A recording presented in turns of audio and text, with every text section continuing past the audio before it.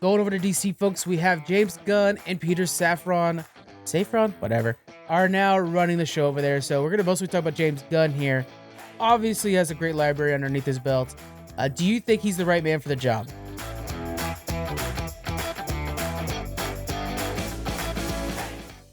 See, I'm going Peter with this one. So I didn't talk about James Gunn, but I'm only saying Peter because he's producing all these horror movies that this whole universe that they want to build with the WB. True, with actually, Conjuring. yeah, he has a lot of horror movies. Yeah.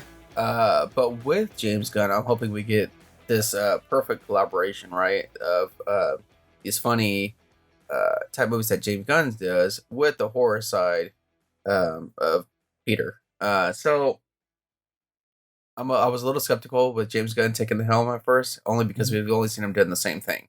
It's Guardians, Suicide Squad, and Pacemaker, which all bring in a group of different type people and make it funny, and then they work together. So what can you at that touch do to a future like Superman or Batman, where it is more of a standalone? But I'm hoping that's where Peter comes and brings the darkness to this funny universe. So or they're just gonna make separate movies, or have separate movies. I mean, different category, because you're not gonna bring. I mean, you could kind of maybe do like some Batman villains in like the James Gunn style, in a way. Well, James Gunn's not directing them. He's not going to actually. He's still going to have that presence, though. Yeah. Right. And he says he's going to still direct, but he's not going to direct all of them, basically. Right. Yeah. How much? I mean, he's going to have a lot of touch in these movies, though. So. Yeah, the same amount as Kevin Feige. Matter of fact, the first person he says he called was Kevin Feige to be like, "Hey, boss, what do I do?" And Kevin said, like, "I'm the first person in line to one of his movies." So I love that relationship between Marvel and DC, and now we see it between the guys running the shows. As for Peter, he is the producer of DC movies as well, including Aquaman, including Suicide Squad. That was the one. I'm hoping for. So maybe like Justice League could use some of that James Gunn magic, because that would be one where we see, teams forming together, stuff like that. But I think the best thing about James Gunn is the people he could bring in, because he knows he's built this good like Taika Waititi level group where like Taika would be happy to work with him again. This person, and we could bring in some really creative directors like Kevin Feige has been really decent about doing. Kevin's created a world where a studio where you almost can't mess this up. So why don't we add you to it? You add some specialness to it. If you do well, we give you the franchise. So hey, James Gunn, here's Guardians of the Galaxy, right? And then everything has that taste to it. I think that's what James will do with DC as well. I think he's going to bring in some new guys, and let them have a franchise and see what they can do with it, and they all have their own feel. I want that. Yeah, hopefully not Taekwondo. Like you said, he's trash. I'm sorry, hold on. What? Taika Waititi is one of the best directors we've ever seen.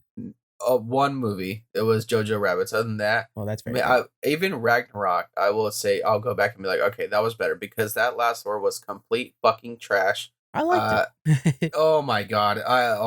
The kids fighting and shit like that. I wanted to literally go outside and punch kids myself, because like this was the worst Thor superhero movie I've ever seen. I think Thor is now like officially the dad stupidest fucking character. No, the dad bod character. Think about it. Like the kids, the jokes, they're all dad jokes. Idiot.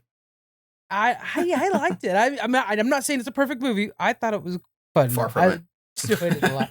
Actually, I watched it twice. I watched all the cruise when I was on the cruise. Man, this is a good movie. I'd rather watch Ryan Reynolds' Green Lantern anytime over that Thor mess. Actually, I just watched Free Guy as well. Also, that wasn't too bad. That wasn't terrible. Yeah, that's what it was. But I mean, that's smart though. Hopefully, they do something like that, because then it does have. Well, I feel like the Marvel, honestly, universe at this point just introduces everyone into the movie. Have so many different characters, and they all feel the same to me. But previously, where Iron Man was different than like a Guardians, or I don't know, think of anything. Everything else had their own tone, right? Yeah.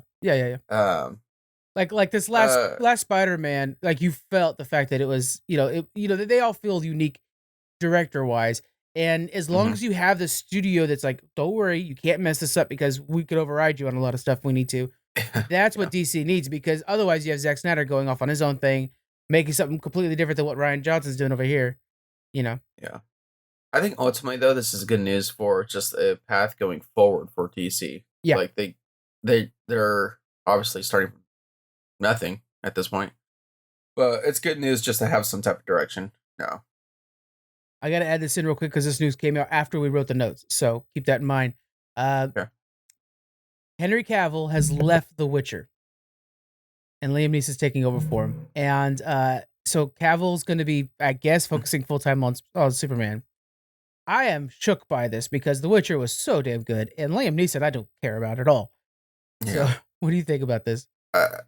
Henry Cavill just leaves his mark on characters that we don't want to see different. And I think, like, for example, Superman. That's a great point. My favorite and best Superman. The Witcher. Oh, I did so well with The Witcher. It's like I don't want to see a different Witcher. Like he's perfect.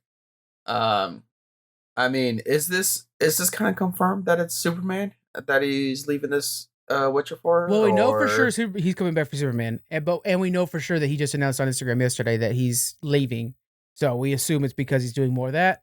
I threw out on TikTok that maybe it's because he's going to play Arthas. Oh, bitch, I was trying to beat you to it. Arthas or Aegon the Conqueror. I want him to play one of those two characters. But, man. And he's a big World of Warcraft fan, so that is doable. Yeah. Man. What if he became the Mad King instead? Like, what is his name? Aenys? If I'm saying Mad that right? King Ares, yeah. Ares. Yeah. That'd be cool. I seen like these little pictures of him in the white hair, obviously The Witcher, but put him on the dragon, you're like, he's got Targaryen blood in him already. Oh yeah, he does. But the Conqueror, man, I seeing him like conquer Westeros. Oh yeah, so good. Oh man.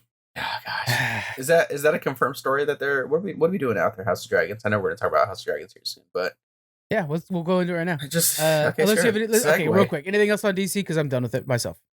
No, like I said, I'm just happy that we got some direction and hopefully some more good news after this. Don't screw this up, Gunn.